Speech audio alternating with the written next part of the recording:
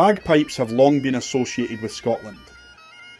A symbol of national pride and identity, pipe music represents Scotland's rich cultural heritage.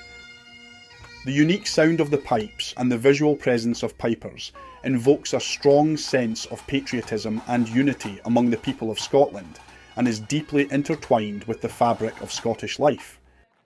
And although people from many other countries have played bagpipes for centuries throughout large parts of Europe, North Africa, Western Asia, around the Persian Gulf and northern parts of Southern Asia, they remain synonymous with Scotland.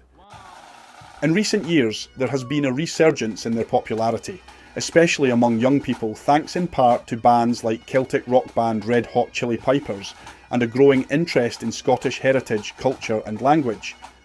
In this film, Andrew Murray visits McCallum Bagpipes in Kilmarnock, one of the largest manufacturers of bagpipes in Scotland, to find out how bagpipes are made. This is the raw material for the bagpipes. This is the African blackwood. It comes to us in a 14-piece set, and it's a very oily wood, so that the ends have got to be waxed before it comes to us. We get it from two locations. It's Tanzania and Mozambique is where we get it from, and it comes to us in this square form. And the first operation that we would do from there is we would turn it so that it's round. And the only reason we really do that, it just makes it easier to handle in the turning lace with the chucks and things. So once we have it round, we'll then bore the hole through the middle, and we use gun drills with that. With the gun drills, there's a long drill. It's got a hole right through the centre, and we use compressed air, and it's really to get the wood shavings out the hole for the deep hole drilling. So once we have it bored, and bear in mind between each process as well, we're letting the wood sit and stabilise for months before we finish it. If you try to finish the wood too quickly, it can crack. So we let it sit between each stage. So once we've it turned down and bored up, the next operation we do is we give it a profile. Now this is only just a roughing profile, and it's really just to let the wood breathe and stabilise. So yet again, letting it sit months between each stage, we'll then put it back in the machine and we'll profile it again, which is a more detailed profile. But all they call it the combing and beading, which is traditional for bagpipes. It's purely cosmetic. It's all done by hand on the wood lathe. So I like to think the way we make the pipes is a bit of a crossover between engineering and woodworking. So you're retaining all the original craft skills in terms of the finishing. Absolutely. All we're doing is with the modern CNC machines and the cobots and everything is just to help speed up the process.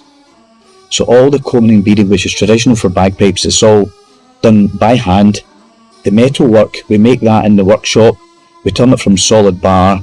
It's machined, it's threaded, we polish it, and then we thread the mating part, and it's screwed and glued in place. Once the parts are all together, they go into our assembly department, and that's where the guys will put them all together. They'll put the thread, which is on here, it's the hemp they call it, between the joints. They'll fit the bag, they'll fit the cover, the cords, the reeds, put the reeds in, test them, make sure everything sounds as it should do, and they're getting wrapped up and shipped all over the world. So, did you enjoy your time as a boy getting into pipe bands then? I loved the pipe bands, but I remember when I was at school, I think I was the only piper at school, and people sort of made fun of me, probably back then, for playing pipes. But it's all changed. I think off the back of the Chili Pipers and all these sort of groups now, it's quite cool to play, and they're doing so much brilliant teaching throughout Scotland. All the schools, they all get tutors in now, and it's absolutely, the whole standard of piping has come up. Piping's much easier these days, I would say, because years gone by with old sheepskin and hide bags, you had to season them in cane drone reeds. Nowadays, the majority of pipers have synthetic bags, synthetic reeds, so it's much easier to get pipes going. And also all the manufacture of pipes nowadays, they're making them to a really high standard, so they're very easy to operate and tune and that sort of thing, and maintain. The whole maintenance thing. So piping's easier that way, and that's partly helped bring the standard up in hand with all the good teaching that's getting done. But it's amazing. Piping opens a lot of doors. I've been so lucky. I've been all over the world. I've piped for popes, I've piped for queens. We've done pipes for some famous people. We did pipes for Ewan McGregor. We did pipes for the Madonna tour. It's absolute. In fact, recently we just did some pipes for Bill Bailey. He's on tour just now. Right. He's learning to play the pipes. He plays all sorts of different instruments on. He's sort of showing he learns to play pipes. So, and it's amazing where piping gets you. So it's a modern thing. It's a young thing. It's not.